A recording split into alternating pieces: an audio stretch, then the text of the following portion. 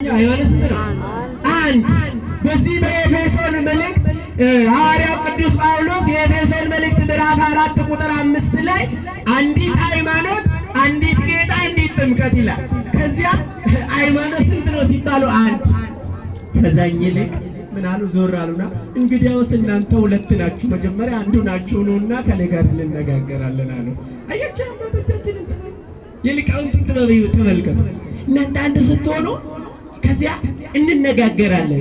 ለምንድን ነው ይሄንን ያነሳሁት መሰላችሁ? እግዚአብሔር ቤተሰቦች እነዚህ ሰዎች እኛም እኮ ኦርቶዶክስ ነበርን ሲሉ እኛ አንድ ጥያቄ ብቻ እንጠይቃለን። አምስቱን አዕማደ ምስጢር ታውቃለህ? አያችሁ፣ ኦርቶዶክስ ነኝ ያለ ሰው አምስቱን አዕማደ ምስጢር ምን ማለት አለበት? ማወቅ አለበት። አምስቱን አዕማደ ምስጢር ያወቀ ሰው ደግሞ ከዚህች ርትዕት ከሆነችው የዘላለማዊ ሕይወት ከምታሰጥ ቤተክርስቲያን አይወጣም ነው።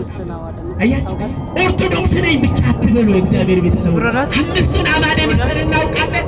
ምስጢረ ሥላሴ፣ ምስጢረ ሥጋዌ፣ ምስጢረ ቁርባንን፣ ምስጢረ ጥምቀትን፣ ምስጢረ ትንሣኤ ሙታንን እነዚህን አምስቱን አዕማደ ምስጢር ፈትፍቶ ያላወቀ ሰው ኦርቶዶክስ ነኝ ማለት አይችልም። ስለዚህ እኛም ለመማር ልጆቻችንን ለማስተማር ሁሉ ጊዜ ዝግጁ መሆን ያስፈልጋል። እግዚአብሔር ቤተሰቦች እንደ በፊቱ በእምነት ብቻ የምንመላለስ ዘመን አይደለም። አሁን ዘመኑ የቴክኖሎጂ ነው። ዘመኑ በተለያየ መንገድ የማይገቡ ነገሮችን የምናይበት ነው። በዚህ ደግሞ በቴክኖሎጂው ዘመን ብዙ ወንድሞቻችን ተወስዶብናል ባለማወቃቸው። ብዙ ወንድሞቻችን ከዚህች ርትዕት ከሆነችው ከኦርቶዶክሳዊት ቤተክርስቲያን ወጥተውብናል። እግዚአብሔር ቤተሰቦች ድሮ እናቶቻችን አባቶቻችን ዛሬ ይገርማቸዋል። በእምነት እኮ እንደው እጅግ ድንቅ ነገር የሚያደርጉ አባቶቻችን እኮ አሉ፣ በእምነታቸው የሚደነቁ። አሁን ምስጢረ ሥላሴ ምንድን ነው ብትሏቸው ይሄ ነው የማይሉ ግን በእውነት በሰማይ ላይ በደመና መጓዝ የሚችሉ እምነት ያላቸው ሰዎች አሉ። እውቀት ብቻ ደግሞ ዋጋ የለውም። አሁን ደግሞ ዘመኑ ምን ሆነ መሰላችሁ? ግማሹ እውቀት ብቻ ያዘና ከእምነት አልባ ሆነ። እምነት የሚያስፈልጋት እውቀትና እምነት አንድ ላይ መያያዝ አለበት። ለዚህ ነው መጽሐፍ በሁለት መንገድ የተሳላችሁ ሰይፍ ሁኑ ይላል። በዚህም የሚቆርጥ በዚህም የሚቆርጥ እንደዛ መሆን ያስፈልጋልና በእውነት አምላክ ቅዱሳን የዚህ የተዋሕዶ ቤተክርስቲያን ስላደረገን ስሙ ይክበር ይመስገን። እስቲ እልል ብላችሁ እግዚአብሔርን አመስግኑ። ይኸውላችሁ የተዋሕዶ ልጅ በመሆናችሁ የዚህ የቤተክርስቲያን የ40 እና የ80 ቀን ልጅነት ያገኛችሁ የሥላሴ ልጅ በመሆናችሁ ብቻ ልትኮሩ ያስፈልጋል። እግዚአብሔር ቤት ደስ ሊለን ያስፈልጋል። አያችሁ ከውሃና ከመንፈስ ያልተወለደ የማንን መንግስት መውረስ አይችልም። የማንን መንግስት መውረስ አይችልም? የእግዚአብሔርን መንግስት መውረስ አይችልም ማለት። የእግዚአብሔርን መንግስት ለመውረስ ከውሃና ከመንፈስ መወለድ ያስፈልጋል። ይችን ደግሞ ልደት የምትሰጠን ቅድስት ቤተ ክርስቲያናችን ናት። ሰው ሁለት ልደት አለው። እግዚአብሔር ቤተሰቦች ስንት ልደት? ስንት ልደት? ሁለት ልደት አለው። የመጀመሪያው ልደት ከእናትና ከአባታችን የምንወለደው ልደት ነው።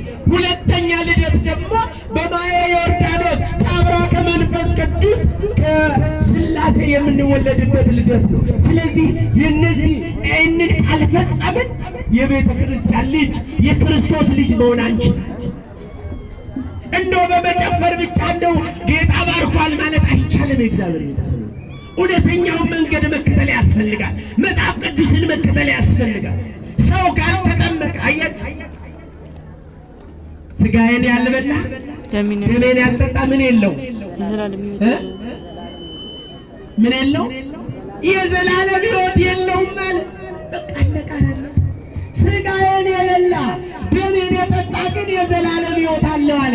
የክርስቶስን ሥጋና ደም የምታበላን ማን ብቻ ናት? ማን ብቻ ናት? ተዋሕዶ ቅድስት ቤተ ክርስቲያናችንን እግዚአብሔር ከፍ ከፍ ያደርግልን። አመስግኑ እግዚአብሔርን እልል ብላችሁ። ይህንን ነው መጠበቅ ያለብን። ይህንን ነው ለልጆቻችን ማስተላለፍ ያለብን። ለዚህ ነው ዋጋ መክፈል ያለብን። የእግዚአብሔር ቤተሰብ ሰው እኮ ለምድራዊ ስልጣን ዋጋ ይከፍላል። ሰው ለሥጋዊ ጥቅም ዋጋ ይከፍላል። ለመሬት ብሎ እኮ የሚገዳደሉ ሰዎች አሉ።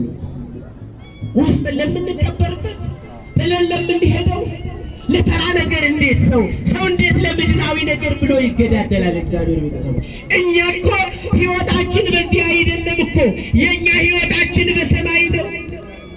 ቤታችን በሰማይ ነው። ዛሬ የሰማይ ቤታችንን ነው መስራት ያለብን እግዚአብሔር ቤተሰብ። እሱን ለመስራት ደግሞ ወደ እግዚአብሔር መመለስ ያስፈልጋል። ንስሐ መግባት ያስፈልጋል። ሥጋ ወደሙን መቀበል ያስፈልጋል። ዛሬ የምንጣላባት መሬት እኛን ሁሉ ልትውጠን እየራደች ነው። ሰምታችሁታል አይደል? ከትላንትና ወዲያ ወደዚህ ደውለውልኝ ወደ ሰንዳፋ መስመር የምታውቁ ካላችሁ ወደዚህ ወደ አለልቱ እንደው ቤቱ እንዲህ ብድግ ብሎ እንትን ሲል በጣም ደነገጠንና ሁላችንም እንዴ ሰው እኮ የእግዚአብሔር ቤተሰቦች አሁን ይሄ ፎቅ ሊወርቅ ቢልን ወደዛ መሮጥ ይቻላል አይደል? ከፎቁ መሸሽ ይቻላል። መሬቱ ከራቀች ወዴት ነው መሄድ የሚቻለው? መሬቷን እኮ በኋላ ያጸናው እግዚአብሔር እኮ ነው።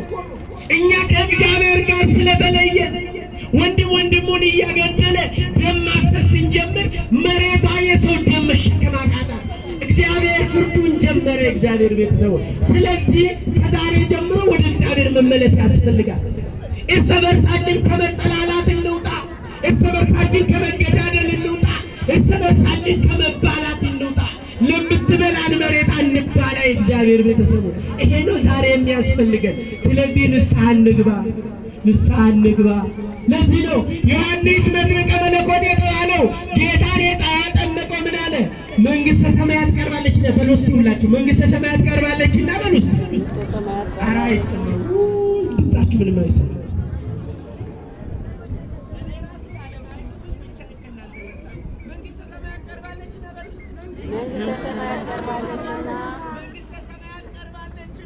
መንግሥተ ሰማያት ቀርባለችና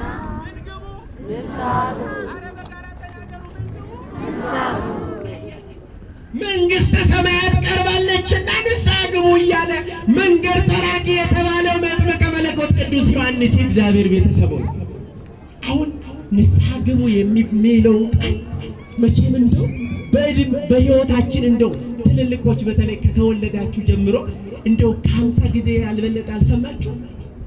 እስቲ አልሰማችሁ? ንገሩኝ። መንግስት ቤተ ክርስቲያን ሄዳችሁ ንስሐ ግቡ ሳይባል የቀረበት ቀን አለ? ለምንድን ነው ታዲያ ንስሐ የማንገባው? ስንት ሰው ነው እስቲ ሰምቶ ንስሐ የሚገባው? የእግዚአብሔርን ቃል እኮ እንደ መልመድ ክፉ ነገር የለም። እግዚአብሔር ቤተሰብ ለምደነዋል። ቃሉን ጆሮአችን ተለማምዶታል። ይገርማችኋል። ወደዚህ ወደ ኮየ ፈጨ ነው ማን ነው የሚባለው? ወደዚህ ወደ ኮንዶሚኒየም አራብሳ አይደለም የሚባለው? እንደው የመጀመሪያ ቀን መሬቱ ሲንቀጠቀጥ ሰው ሁሉ እየሮጠ ልብሱን አውጥቶ ሜዳ ላይ ተኛ ነው። መቼም ሁላችሁም በሚዲያ አይታችሁታል። እና ከዚያ ሁለተኛ ሲንቀጠቀጥ ደግሞ እዛው ደረጃ ላይ ተኛ። ሶስተኛ ሲንቀጠቀጥ ደግሞ እዛው ፎቁ ላይ ተኛ። አያችሁ፣ መልመድ የሚባል ነገር አያችሁ፣ በጣም ክፉ ነው መልመድ።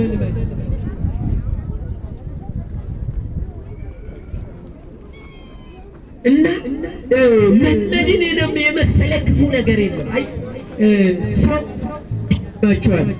አባቶቻችን ሰው በሁለት መንገድ ይበቃል ይላሉ። እየሰማችሁ ነው? ሰው በስንት ነገር ይበቃል? በሁለት ነገር ይበቃል።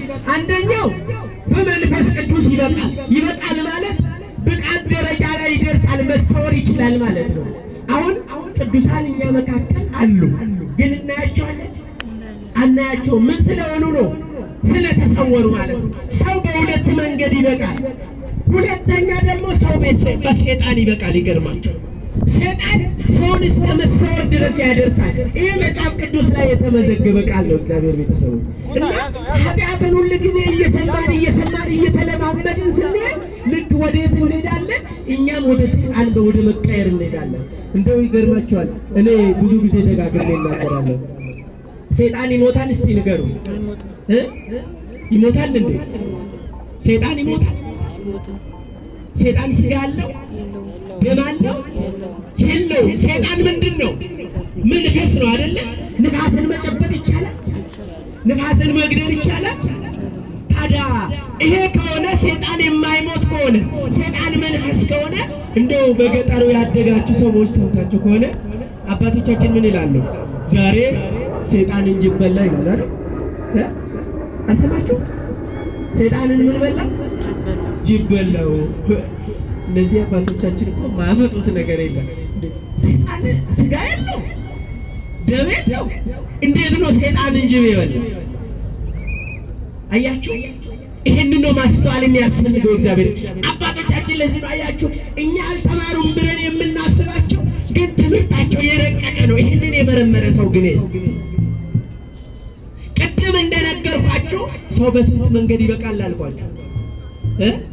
በስንት ነገር ይበቃል። እነዚህ ጅብ በላቸው የሚሉን አባቶቻችን ሰዎች ናቸው፣ ግን በማን የተሰወሩ ናቸው? አጋንንት አድሮባቸው የሰወራቸው ናቸው። አጋንንት አድሮባቸው የሰወሩ። እንደው ምንድን ነው የሚሉት? እኛ እንደው በገጠር ስናድግ መቼም እሸት ወጠላ ምናምን የሚበላ አለ አይደል? እንደዚህ እንደው ምን ይላሉ? እንደው ስትጮህ ራሱ የሰው ስም እየጠራች ነው የምትጮህ አሉ። ዛሬ አያችሁ፣ የሰራነውን የማይበረክትልን የዘራነው በጎተራ ያስገባነው የማይበረክትልን እነዚህ ስውራን አጋንንት ስለሚሰልቡብን ነው። አጋንንት ያደረባቸው።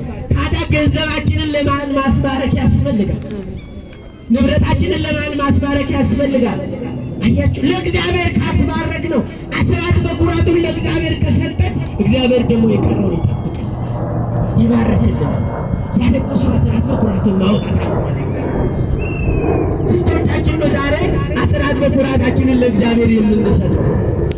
በትንቢተ ኢዩኤል ላይ እናንተ ሌቦች ናችሁ ይላል። ምን ሰረቅን ትላላችሁ? ሰው በሆኑ እግዚአብሔርን ይሰርቅ፣ እናንተ እኔን ሰረቃችሁ፣ አስራት በኩራቴን በላችኋል። አያችሁ፣ ገበሬ ምርቱን